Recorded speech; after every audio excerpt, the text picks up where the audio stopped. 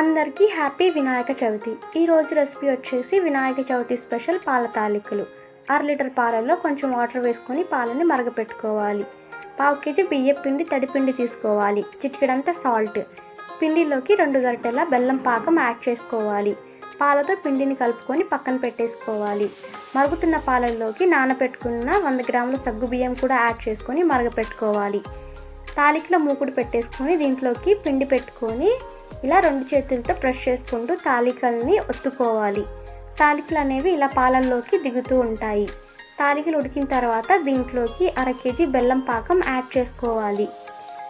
చిటికెడంత salt, 4 యాలకులు కూడా దంచి వేసుకోవాలి. తాలికలు ఉడికిన తర్వాత స్టవ్ ఆఫ్ చేసుకొని ఇలా బౌల్లోకి సర్వ్ చేసుకుంటే సింపుల్గా పాల తాలికలు రెడీ.